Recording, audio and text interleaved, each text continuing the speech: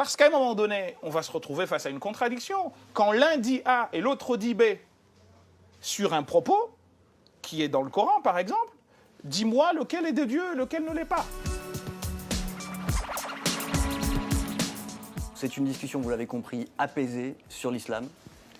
En ces temps qui ne sont pas vraiment apaisés, je pense que tout le monde sera d'accord avec ça. J'avais envie de créer ce débat pour comprendre, d'un point de vue historique, d'un point de vue linguistique, d'un point de vue théologique, qu'est-ce que c'est l'islam, d'où ça vient. C'est ça qu'on va aborder avec Mohamed Bajrafil. Il y a un débat qui revient souvent, c'est que voilà, on est un pays de tradition chrétienne. Et l'Église catholique, par exemple, a connu ce qu'on appelle Vatican II. Donc un moment où un pape a décidé de faire entrer quelque part, je caricature, et encore une fois, mais le fond c'est ça, faire entrer le catholicisme dans la modernité et l'adapter au monde moderne.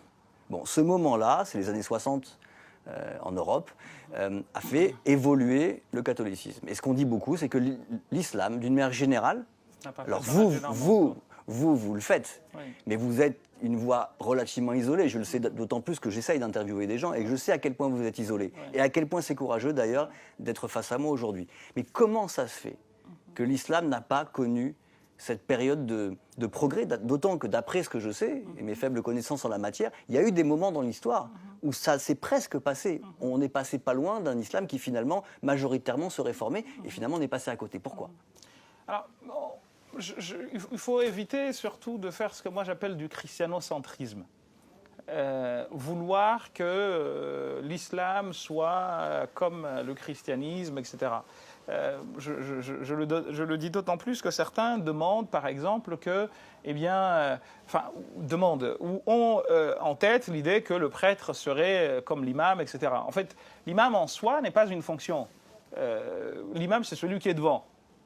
Ça vient de l'arabe amam, qui veut dire être devant. Et aujourd'hui, en France, on voudrait, par exemple, que l'imam soit comme le prêtre. Non, ce n'est pas le cas du tout. C'est pas un sacerdoce. Je suis imam quand je suis à la mosquée. Une fois dehors, je ne suis pas imam, en fait. Il faut éviter de tomber dans ce que moi j'appelle du christianocentrisme. Ça, c'est le premier propos. Le second propos, c'est de dire que, en fait, en islam, il y a un grand avantage par rapport au catholicisme, qui est qu'en réalité, il n'y a pas de pape. Ce qui veut dire que chacun devrait pouvoir, en son âme et conscience, à partir de ce qu'il sait, mais surtout à partir aussi de son sens critique, pouvoir regarder ce qui est bien et ce qui ne l'est pas.